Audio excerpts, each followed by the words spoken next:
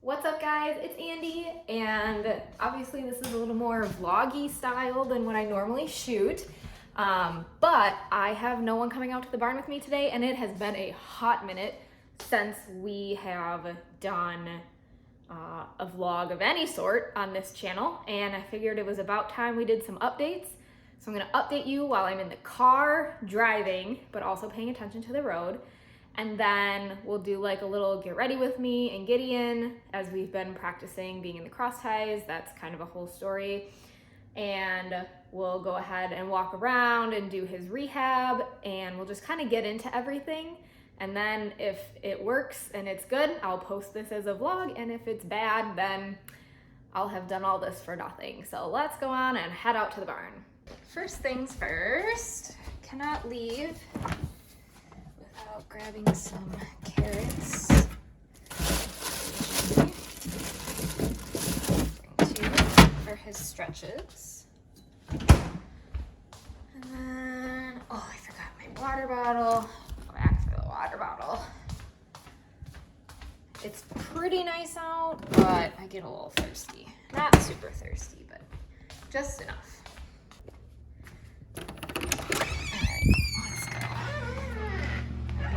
Car, my mud boots.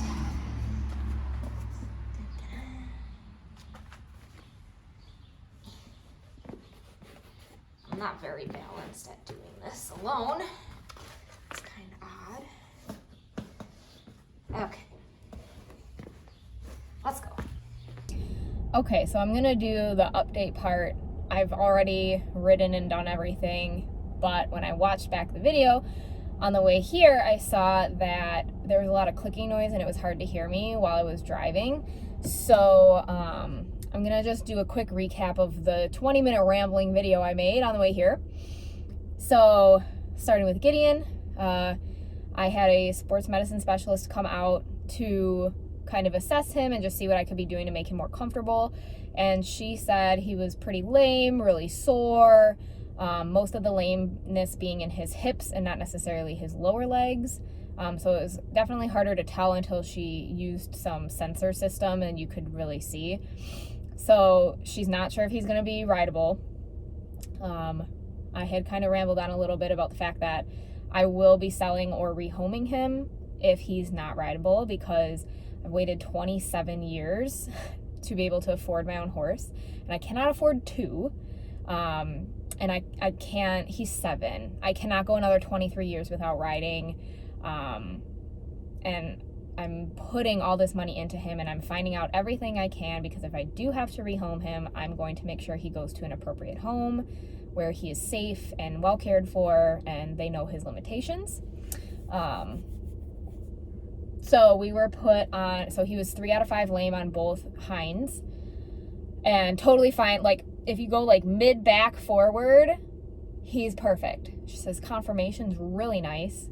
Even his body as a whole, his conformation's really nice, except for his obvious injured pelvis, which I guess like conformation is like the natural form of the horse. And so like if an injury happens, that doesn't necessarily count towards conformation. It would for judging, but like from a vet's perspective, I don't know.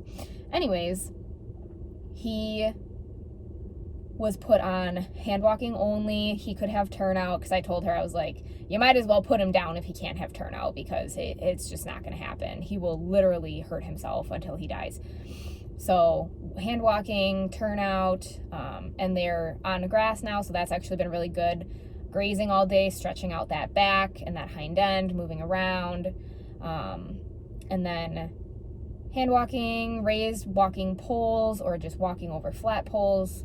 And then I had to buy a book of stretches, which I showed on a TikTok that I made, that we do and you'll see some of them were in this video, or are going to be in this video, sorry. And then I had to buy these balance blocks, basically. They're called the Surefoot system, and he doesn't like to stand on them, so we haven't been able to do our exercises while being on the blocks, but we're making some progress. And then his anxiety's been managed, because when she came, she couldn't even do an adjustment on him. So he got acupuncture and chiro from a different vet. And ironically, he was out in 25 documented places, most of which were gathered in the three areas that, if you watched my animal communicator video, he had mentioned to her places that he was uncomfortable. And you can see by the picture the three main areas: behind the pole, in the ribs where the saddle and the rider sits, and then in his lower back. He is on quiescence magnesium pellets, 4 scoops a day, 4 ounces a day, which is almost the max. It's pretty much the maximum. And then we've been practicing coming in while the other horses are turned out. We've practiced cross tying, a little bit of work in the bathing stall, just kind of trying to like help him manage. And some days are better than others. It depends what my aggravation level is, where he's starting out, what the weather's like. So, and the hard thing with rehabbing is, although there are many people that would definitely help me, Gideon has a reputation because of things that were said by my old barn and workers. He had a rough period of time where he was really difficult to handle because he was hurting and anxious and upset. And he's so much better now, and we've been doing reward positive training, which has been going really well. And all the staff is like, wow, he's had like a 180, like he's doing great.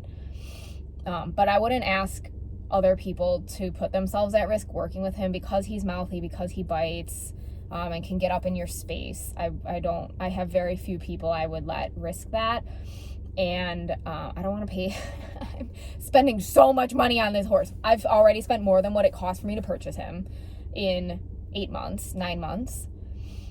And I don't regret it. I want to find out whatever I can and do whatever I can for him. But, you know, we're coming down to the wire here. The last thing is checking for ulcers and treating that. And after that, if he can't get it together and we can't build enough muscle for him to be sound and comfortable, then he'll probably be for sale. And I've looked at what's out there right now, looking at some other horses for sale, because I would buy right away again. So we'll just have to see. I'm not trying to totally detach myself from him because I really take pride in the work that we've been doing and how well he's been doing.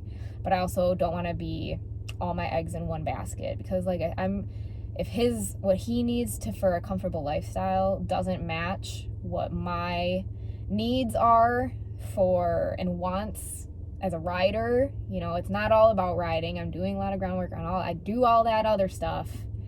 But if it has to be that without riding, I just don't think I can do it. I don't think I can give that up. I don't think I can compromise on that. So, what you'll see in the video today, I was going to film us getting ready and riding and then doing our reward positive training and show you guys that he knows how to back up on command. He knows the away cue. He knows touch, target touch. And then we do all of his stretches with reward positive, and he gets really good at it.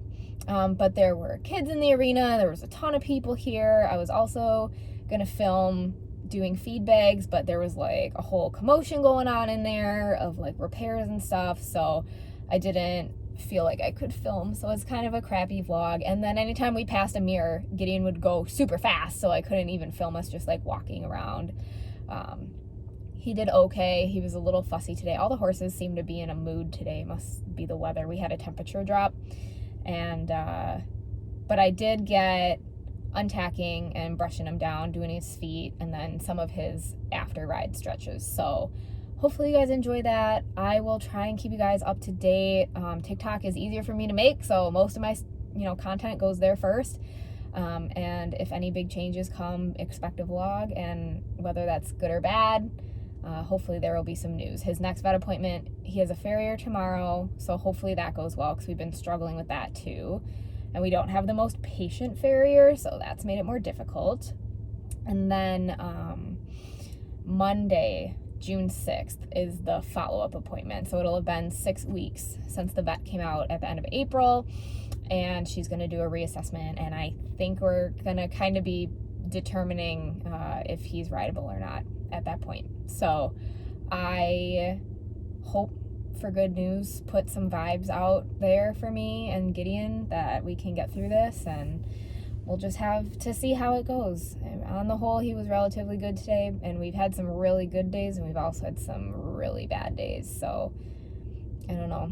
It's the journey, I guess. You grow and learn, and do the best you can. So that's where I'm going to wrap up here, and I will put the rest of the videos in, and then I'll just come back for a quick recap, and then we'll end out the vlog. First, I have to make feed bags. Almost done.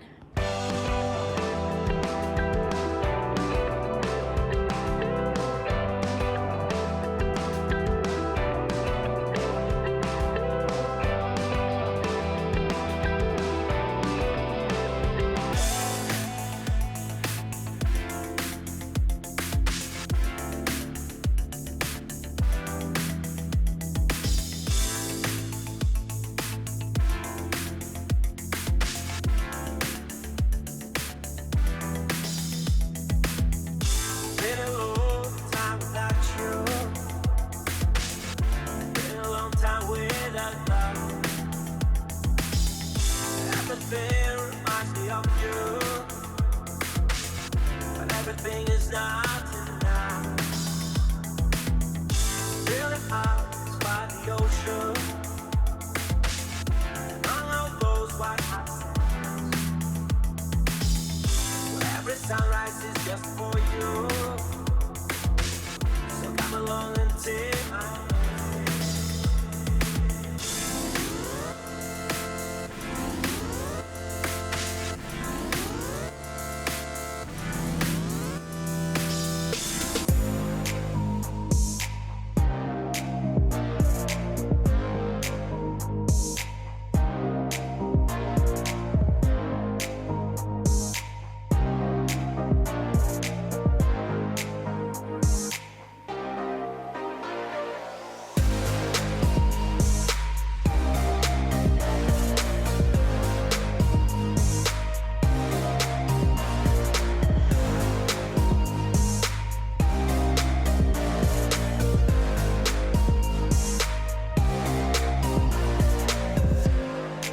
Okay guys, this is my ending because I didn't realize when I was filming I was talking as if I was going to put that section in before the riding, but then I started talking as if that was the closing, so this is the closing. I'm done now. I'm going home. I'm tired. It's 9 o'clock, even though it's pretty late out. It's 9 o'clock at night. The barn is closing. And I've been sitting in my car filming for the last 15 minutes and people are starting to look at me weird. So I will see you guys in the next one.